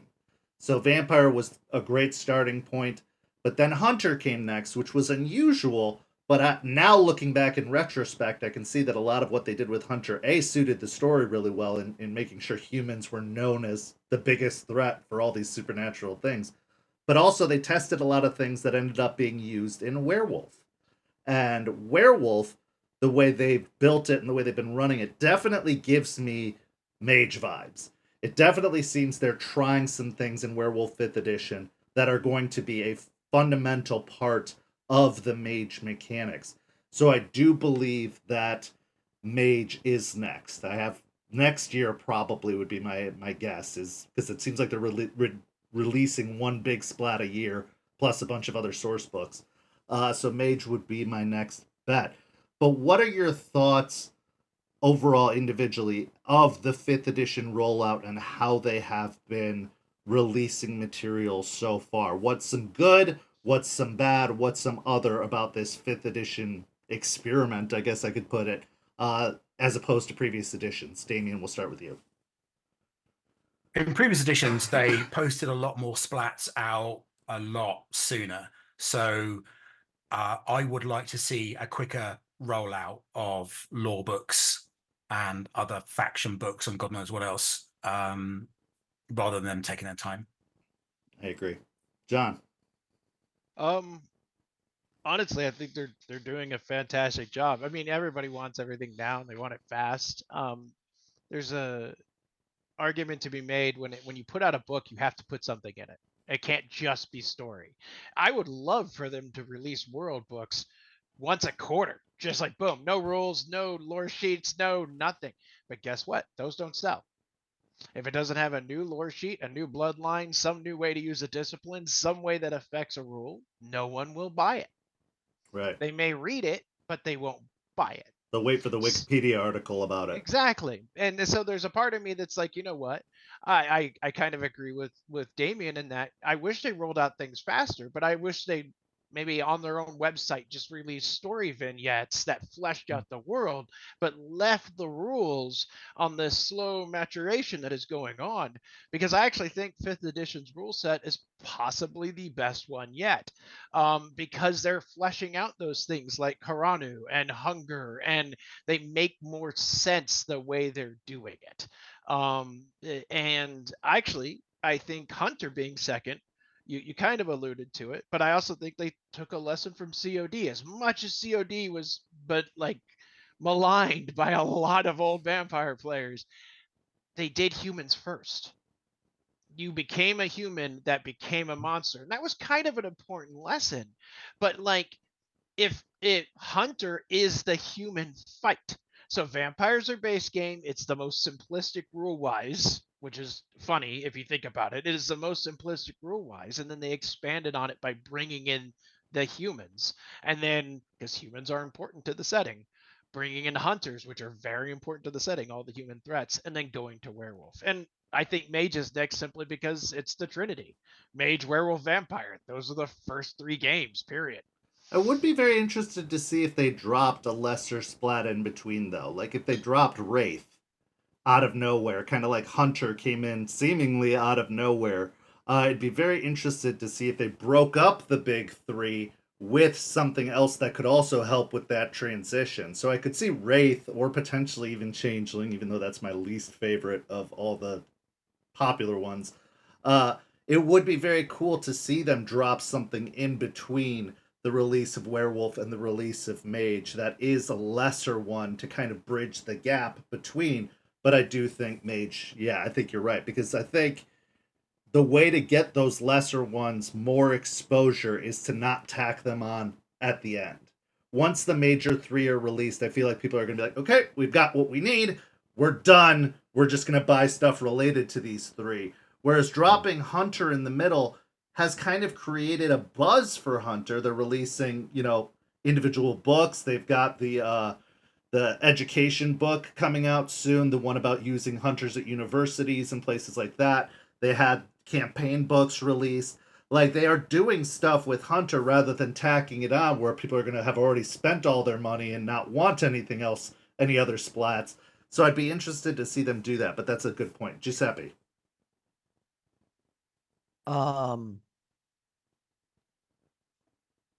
Honestly, like, I think they're doing good on the scheduling of how they're separating things out, but I'm a more lore-based player, not a min-maxer, and I wish there was a bit more meat and potatoes, because the lore side of things almost seems a bit more sanitized compared to previous editions. A lot of it is just you're getting bare minimum. Like, they allude to various things, but they never go deeply into any of it. They paint a good base picture, which I think is based on them wanting to say, here, you're a storyteller. Here's the colors you're working with. Paint a picture. Some people need a little bit more direction, and that's the only part where I feel it's falling flat, because a lot of the books have always been good about including rituals, 1 or 2 new disciplines. They could stand to do more, granted, but for the most part, they've been good. Blood Sigils was great. Bloodstained Love had almost no new content sheet-wise, but gave immense opportunity for a romantic roleplay, which our coterie really doesn't do. On the whole, none of us really touch that. But Well, yeah. I've been pre-ordering every single thing that they've offered out recently, and they've been in this kind of weird trend right now where they're releasing a lot of storyteller tools. They're releasing, like, Bloodstained Love was a good character motivator, but also primarily a storytelling tool about how to tell romantic roleplay. They got Crimson Gutter, which is a series of adventures. They had a Hunter book that was a series of adventures. There's a lot of kind of pre-written content, and that's all well and good, but I also think that what you've all said, lore. We need more lore. They need a lore update. They need a source book that tells us what the state of things are. And hopefully, maybe Gehenna War and Shattered Nation will be a little bit of that. But I do think that those are still going to be primarily adventures. Those are primarily tools for storytellers. And it would be really nice for just fans of the setting to get some stuff they could enjoy. Some, okay, this is the whole breakdown of what happened in Vienna. This is the whole breakdown of what happened, with the Sabbat leaving. This is the whole, if they gave us definitive answers to some of that stuff. I'm all for storyteller creativity and flexibility, fine. We all know that about role-playing games. You can do and use whatever you want. But tell us what you're going for, what your direction as a company, as a setting creator is, so that those of us who want to stay true to it have a basis to work with that isn't very vague and generic, that isn't very little detail of like, well, you can come up with your own. Like, it'd be really nice to get some solid, straightforward answers about some of these new angles they've pitched in 5th edition. Another interesting thing they did is they reset werewolf canon, but they did not reset vampire canon. How do you think they are going to approach these upcoming splats like mage, like changeling, these other ones that do, a lot of them have their own lore? Do you think they're going to stick with resetting it, and how is that going to impact the overall canon and lore of the setting in its entirety? Damien. Yeah, I think there's going to be some level of reset there. They reset a lot between World of Darkness and Chronicles of Darkness, especially when it came to the traditions and the spheres and things like that. And I think they're going to take this opportunity to streamline things a little bit more and bring them in line with everything else that they're printing right now. So yeah, I think there's going to be quite a bit of retconning and changing in Mage. John. I definitely think Mage is getting hit with the reset button, and partly it's sort of alluding to what you were saying before with the lore and everything else, right? I know just from reading and watching interviews and various other things, they felt with Revise, they actually kind of put themselves in a story box. Like, we built so much lore, but now all these tables feel like they have to play a specific way, and we felt like we were actually unfair to our players by having too much lore. So maybe they don't want to go into that, but Mage is definitely one of those games where they had these big, giant, sweeping events. I think it would definitely have to get hit with the reset stick. Wraith as well, only because they are very reactive to what the other supernaturals were doing. The death of Ravenos being one of the big ones, having a tear through the penumbra and everything else along those lines.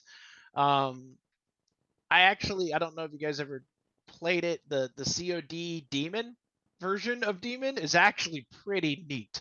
If you haven't read it, it's got a really cool take on how to do Demon as opposed to the 3rd edition Demon. Okay. And I hope they never bring Mummy back, and it should stay in the ground forever. Giuseppe.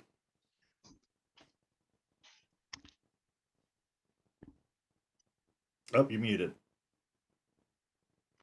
I don't think they're going to do a hard reset on Mage. I think they're going to take what they learned from Hunger and apply that to Paradox. That's my thought on that, because it's a good mechanic of controlling tremendous power. And now you get a bestial failure, like a messy critical. Sure, your magic goes off, but now there are consequences for it. That's my as far as the other splats, no, I mean, a lot of it could really fall in line. Granted, there are, as John said, with the Week of Nightmares stuff, there's a lot of things that is overlap, but I don't think it's going to be as widespread as we think it is. Okay. Well, it has been amazing chatting with you, gentlemen, and I'm really excited to have an update, several months from now, where we check in with your table again in the future. And I'd like to ask for your final thoughts, but first, let's do our giveaway. Our giveaway is brought to us by Champs Tramps. Somebody who has been in the chat tonight entering #champ is going to win a free piece of artwork for a character, whether it's World of Darkness or not. So tonight's winner of our giveaway is Sweet White Rue, who I believe is a new follower of this channel. They tuned in specifically for tonight's episode. So Sweet White Rue, you have won a free art piece from Champs Tramps. If you're not a part of the Discord server, there's a join link in the description down below. So join the server. We'll get you in touch with Champ and we'll get that artwork rolling. You can also get a hold of me here on Twitch if you want to message the St. Pete by Night Twitch channel. to get in touch with me there. But one way or another, we will put the two of you together and get an artwork piece done. Congratulations to Sweet White Rue, and thank you so much to Champs Tramps for making this happen for us. It's very cool to be able to give it away to somebody who's new to the channel and to the server. We really appreciate it. So, final thoughts. Two things. One, what would you say to what's your sales pitch to get people to tune into the vignettes that are going up on YouTube? And two, what would you say to people who might not be a part of this community or a part of this server? How would you potentially inform them, or what advice would you give to them if they were to join? Damien, we'll start with you. The vignettes, I would say, you are getting a snapshot of a day in the life of one of the vampire characters, maybe doing something very, very, very normal, but seeing something that you wouldn't see in a tabletop game because possibly it's too banal or it wouldn't involve anybody else. So you're getting insights into a character, their background and their personality, and I think that's invaluable. And what would I say to somebody who wants to join or think about joining? This is a wonderful community. And the reason it's a wonderful community is the people that run it are willing to listen to anything that the players have to say, whether it be good or bad. And they're willing to act upon it. They're not petulant in any way, shape, or form. They're very, very respectful of everybody's time and effort that they put in. And they're providing an engaging story and a safe place to role play and to play a vampire. If you're looking for an online community, this is one of the best I've found. Thank you. John. Yeah, I would honestly in a way second what Damien said around the vignettes. You're going to find something there that you don't end up with in a lot of tables, which is a kindred having to interact with their mortal world, with their touchstones, the sort of awkwardness that could happen there, and at the same time their want to be close to them, which is apparent. So it's a neat view that you are not going to see watching a normal stream. As for advice to new people joining, I think this is a great experience. This is my first time playing on a Discord. This is, for me, this is neat and it's new. I think as the staff is very good. And if you're a new player, my suggestion is try to, if you can, talk with the other people also waiting for a table, spit ideas back and forth, because the more gelled you are going into your table, the better experience you're going to have. I mean, we worked very hard as a group to get to know each other, to kind of have how our characters would work together, and it shows in our games as how much better the role play is, how more natural the scenes are, and everything else. Giuseppe. I just have to say, like, the St. Pete by Night community overall is welcoming. Like, if you have questions, they're there, they're happy to answer it. They want to be there and, like, help you tell the story that you want to tell. At the end of the day, that's what matters. Like, first and foremost, you have a team of people who have countless years or decades of vampire or even World of Darkness experience right in front of you, and they're a message away, and they will deep dive with you if you need. As far as the vignettes go, it's the slice of life anime version of a VTM game, though you may see more interaction with Vampire Society than you think, because my compatriots don't know who I've been talking to, but there is some vampire crossover there. So. Wonderful. Last thing before we go, anything you want to plug, Damien? Hope you're muted. There we go. So I was muted. Apart from my socials, Damien T. Gerard. Our Flag Means Death on HBO, obviously, because I'm in that. Yeah, that's about it, I think. John, anything you want to plug? I know you're not a social media guy, but anything you'd like to push? These two, go watch Our Flag Means Death. Buy Modern's Dice. Giuseppe, you've got a lot to plug, so get into it because we got Darkness Emergent, we got your dice, we got all kinds of good stuff. So go nuts. Well, Darkness Emergent, that's the World of Darkness theatrical blockbuster LARP that's coming out, darknessemergent.com. I'm going to be there. BD Walters is going to be there playing the Prince. Jason Carl, host of LA by Night, New York by Night, Seattle by Night. You've seen him, the bald, angry, grumpy guy, but I promise you he's a sweetheart in real life. And Mimic has corrected him on the rules, so he doesn't know everything, or he does. His players don't. I myself am leaning into making vampire dice out of gemstone and glass. You can see those on the newest upcoming New York by Night stream, season 3. And I'm Modern Artifice everywhere on the internet. All right. That was my first plug. How'd I do? You did great. You did Okay, great. all right, You yeah. covered all of it really nicely. Cool. Thank you guys so much for joining me here tonight. I really, really appreciate you. Thank you to everybody who's watching along and stayed tuned for this whole episode. We really appreciate you.